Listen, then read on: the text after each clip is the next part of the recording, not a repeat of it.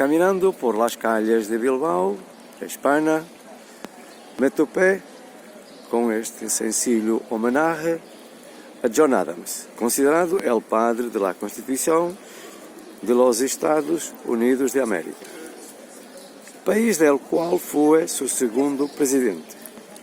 y que testificó sobre Bilbao y Vizcaya en A Defense of the Constitutions of the Government of the United States of America, em 1787. E se me ocorreu que tanto John Adams como Benjamin Franklin eram fervientes ativistas de la independencia de la colonia británica en América del Norte, donde ambos nacieron. Pero, si bien Benjamin Franklin se dedicó junto a los temas relacionados con la propia independencia, a la pesquisa e investigação de caráter científico,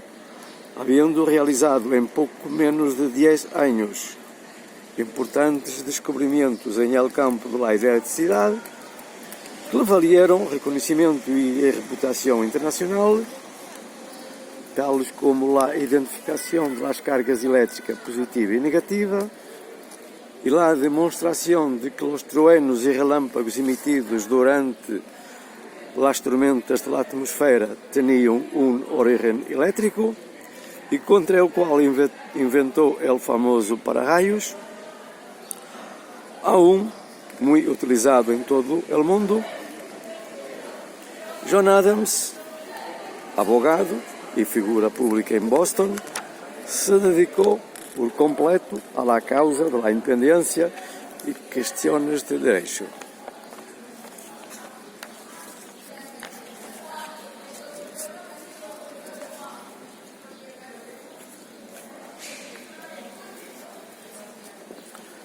Seu pai era descendente de quinta geração de Henry Adams, que emigrou de Inglaterra para Massachusetts Bay Colony cerca de 1638, poucos anos depois de os primeiros colonos ingleses terem zarpado de Rotterdam, na Holanda, para desembarcarem na Virgínia, onde fundaram Jamestown, tendo a idade de início ao cultivo e produção de tabaco e sua posterior exportação para a Inglaterra, o que lhes permitiu sustentar economicamente a sua permanência e continuidade naqueles territórios. O comércio daquela colónia britânica da América do Norte com a Inglaterra e posteriormente com toda a Europa iniciava-se com a exportação de produtos tóxicos, neste caso o tabaco, o qual se sabe hoje conter substâncias causadoras de doenças cancerígenas.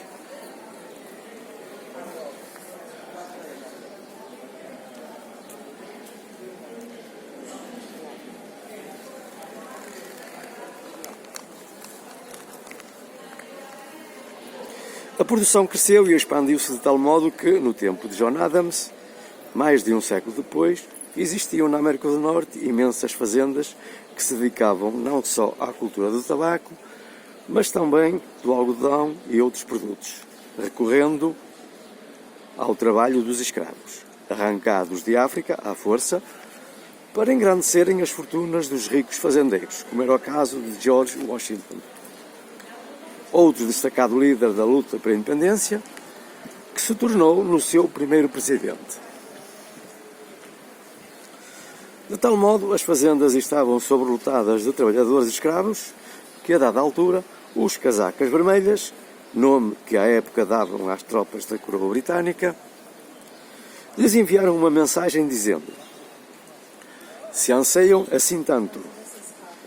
pela liberdade e independência, comecem por a conceder aos escravos que exploram nas vossas fazendas.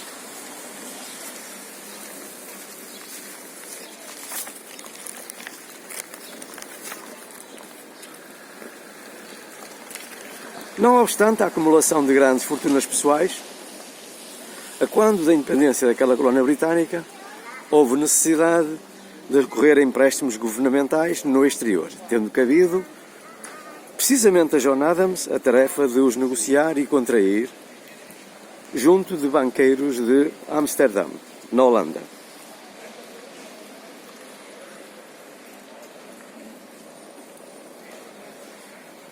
Os Estados Unidos da América iniciavam o seu caminho como nação independente com uma enorme dívida que deveriam pagar a longo prazo.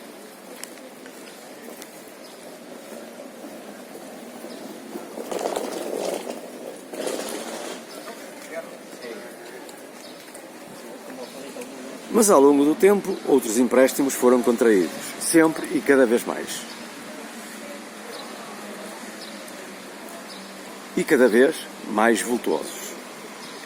Tendo a dívida atingido, em 1914, em vésperas da Primeira Guerra na Europa, na qual os Estados Unidos da América tão bem participaram, o valor de 15 bilhões de dólares.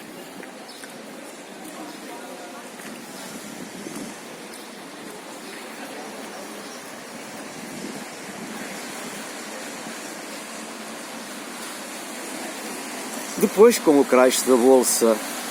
de Valores de New York, em 1929, que mergulhou a economia americana numa longa e grande depressão, ao ponto de o presidente Franklin Roosevelt, quando em 1933 se viu sem acesso a mais crédito,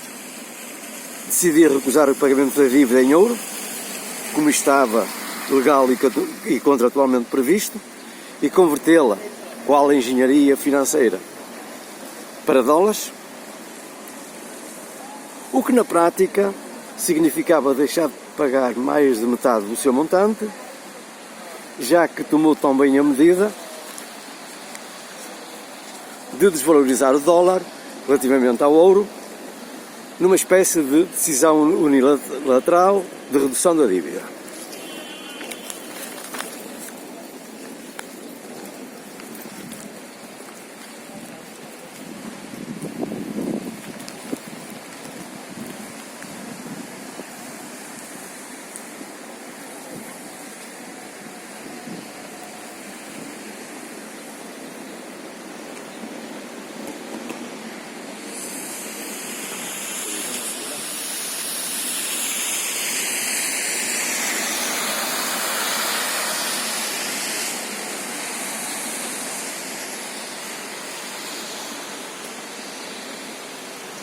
A crise só foi ultrapassada com o eclodir da Segunda Guerra na Europa, em 1941, e com a exportação massiva de grande quantidade de armamento, o que promoveu a reativação de muitas unidades produtivas que se encontravam encerradas e a redução dos níveis da taxa de desemprego, que se encontrava em valores elevados, para apenas 7%.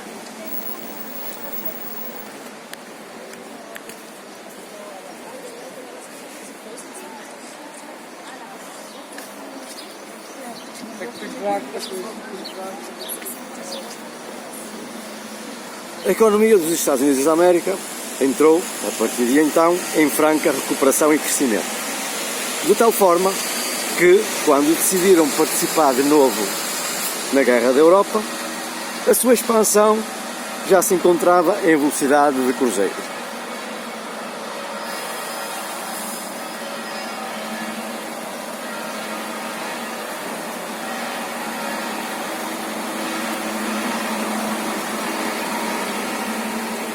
A par dessa realidade, a prática da exportação de produtos tóxicos para a Europa manteve-se desde sempre e também durante esse período de crise, crescendo cada vez mais em volume ao longo do tempo.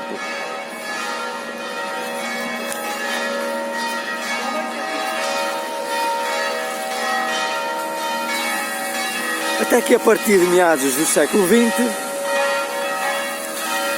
se expandiu para outros setores de atividade que não apenas da produção e exportação de tabaco, como é o caso do setor financeiro. E expandiu-se e cresceu de tal forma que, na primeira década deste século XXI, todo o planeta se viu, de repente, a braços com uma crise financeira, iniciada em 2007, no coração de New York, no centro financeiro de Wall Street, se alastrou pelo mundo e provocou uma recessão global no ano de 2009, que levou à nacionalização de bancos, derrubou governos, gerou taxas de desemprego altíssimas e causou várias ondas de protestos, muitos deles violentos. A crise provocou uma reação em cadeia na economia globalmente ligada, tendo por origem os produtos financeiros denominados por subprime.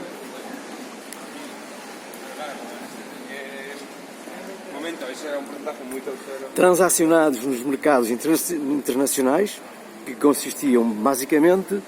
em produtos financeiros do mercado hipotecário norte-americano, empacotados com lotes de ações de empresas de outros setores, como as startups de Silicon Valley, ligadas às tecnologias de informação e às .com, que entraram em crise e que, transformados em títulos, eram transacionados como commodities, num método de captação de recursos e de geração de liquidez para a economia norte-americana, conhecido como rapinagem, os quais viriam a ser considerados produtos financeiros tóxicos.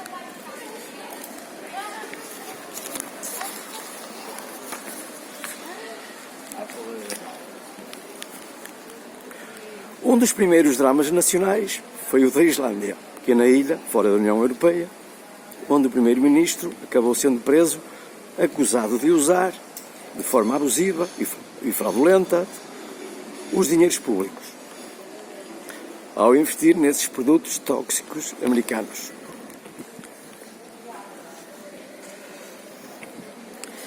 Outros países europeus, como a Irlanda, Portugal e Espanha, sofreram de forma aguda com a crise. As grandes economias da Alemanha, França e Itália, bem como da Inglaterra,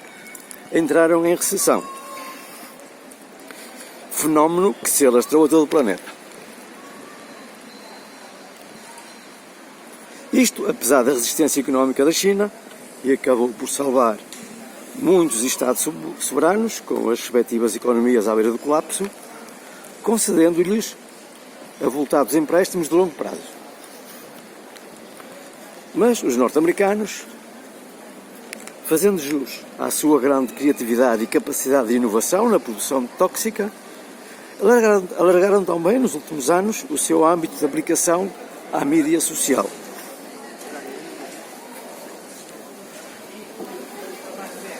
Veiculada através de plataformas virtuais, por si controladas, desde Silicon Valley, na Califórnia, criando as conhecidas fake news, nas quais o Brasil, mas não só, se encontra atualmente imerso, e das quais a Europa corre o risco de se ver também em breve inundada. Nos dias que correm, sob a ameaça de uma terceira guerra na Europa, a dívida norte-americana cifra-se já em mais de 31 trilhões de dólares, tendo o seu contínuo crescimento adquirido uma dinâmica própria tal que se tornou praticamente imparável. A tal ponto que hoje o que se diz da dívida dos Estados Unidos da América é que ela não é já um problema dos americanos, mas sim de quem lhes emprestou o dinheiro.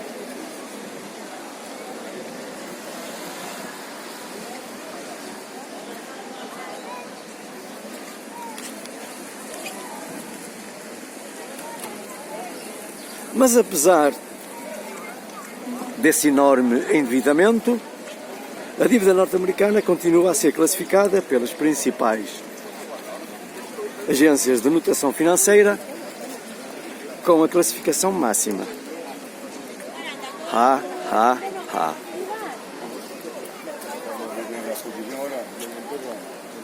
Seja de quem for o problema, para se começar a resolvê-lo, vai ser necessário não um,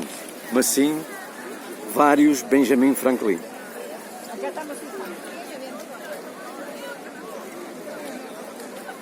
Não para inventar outros para-raios, mas um enorme para-dívida. Ou, como se diz em espanhol, para-deuda.